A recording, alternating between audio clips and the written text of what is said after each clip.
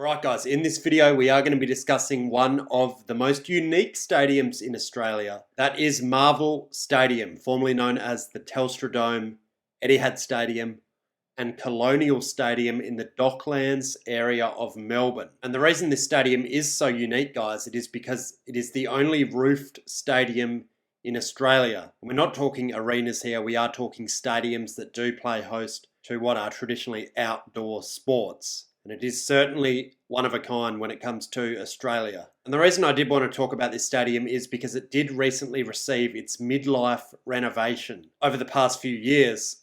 And that did come in at around $225 million in terms of cost. And there wasn't any structural work done. They didn't really change the stadium too much in that renovation, but they did replace the video screens. They did install much bigger video screens behind the goals. They did upgrade some of the seating, put in that Marvel design in the red seats. And also they did just upgrade some of the surrounding areas in terms of the infrastructure and whatnot on the outside of the stadium. So it is a good chance to look back at the stadium's past and also look at its future and see what the future may hold for this venue. Now, it was first conceived way back in 1996 as a replacement for Waverley Park as Melbourne's second AFL stadium. Waverley Park was falling out of favour due to the obsolete sort of design. It was probably way too big in terms of capacity, over 80,000, and the location was pretty poor. They didn't have any public transport infrastructure out there. It was known for being a very cold and wet stadium. There was a lot of dramas getting in and out of the stadium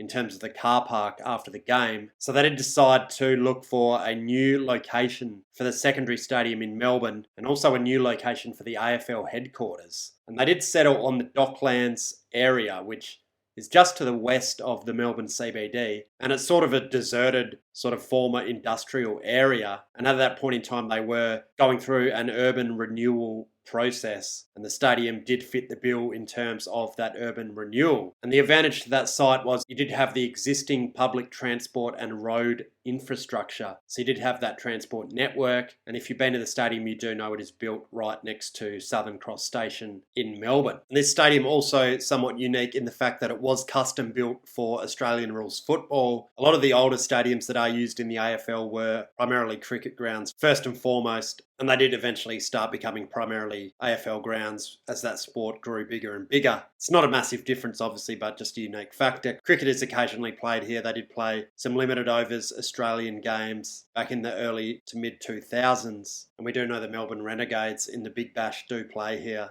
to this day. And the capacity sits at around 56k, and it does have, as we mentioned, a retractable roof. However, there is no natural light in the stadium when that roof is closed, which we'll get to a bit later, but I do think that is one of the big issues with this venue. It does also have the ability to host rectangular sports because the lower bowl of seating can actually move in and out. But they really don't move the retractable seats very often these days. And I don't really know why they bother doing this with stadiums. They did the same thing in Optus Stadium in Perth. And I think that's literally only been used about twice because it does do so much damage to the turf on the wings. As we know, their stadiums are primarily used for oval sports, being AFL football and cricket. The stadium was opened in the year 2000 for a construction cost of right around $460 million, which is about $870 million in 2024 terms. Actually, that is relatively cheap when you think of the location being so close to the CBD, as well as some of the other stadiums that have been built in recent years. Optus Stadium in Perth for about $1.8 billion,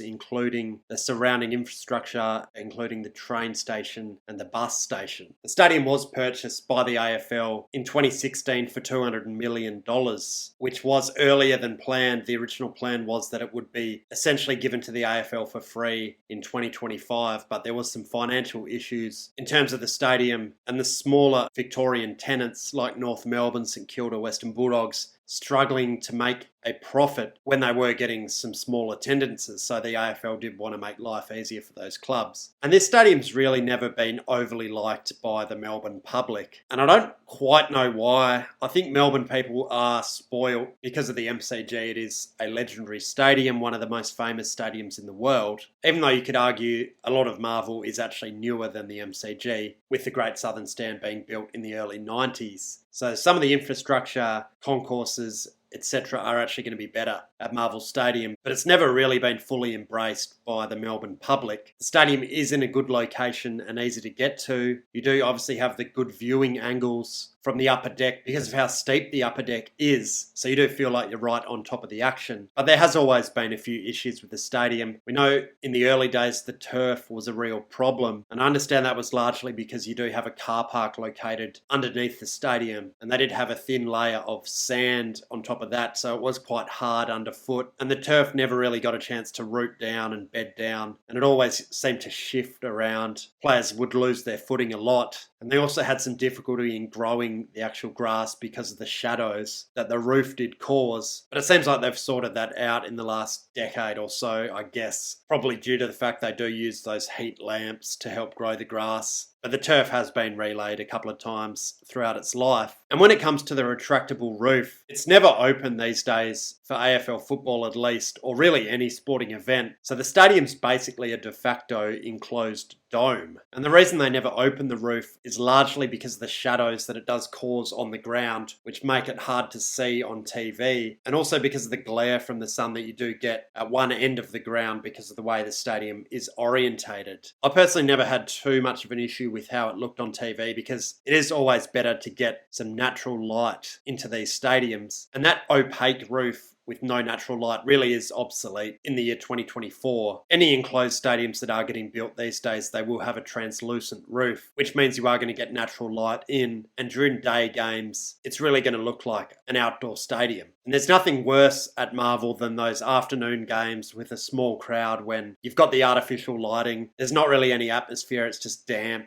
and cold and really dead atmosphere. It's just not a nice environment to watch football in, both at the ground and on TV. And hypothetically, you could actually renovate the roof of the stadium, where you would pull the old retractable roof on and install a fixed translucent roof, so non-opening, and that would allow the natural light to get into the ground, would look a lot nicer, a lot more modern, and it would also give you the chance to do some structural work on that upper deck if you needed to. At this point, structurally, there's really nothing they can do with the stadium without removing the roof, so it would give you the chance to do that. But even with a translucent roof, you would still have the issue of the glare at one end of the ground because you're not going to be able to change the orientation. So potentially you could look at doing a semi-opaque roof. I don't know if you guys have seen Allegiant Stadium in Las Vegas. It did host the Super Bowl this year and also the NRL games at the start of the year, home of the Las Vegas Raiders, of course. Because Nevada is a desert climate, they didn't want to let too much light in because it would be too hot for day games. So they did go with that semi-opaque roof. It does let in some natural light, but you don't get that glare. So it's sort of like a big sunlight in the top of the stadium. So hypothetically, that would deal with the glare issue while livening up the damp, cold atmosphere. But realistically, this stadium isn't getting another renovation. They have just done one, as we mentioned. And I think the stadium will more or less be good until about 2040, 2045 in its current form. And I think it does end up getting a wrecking ball in around the year 2045.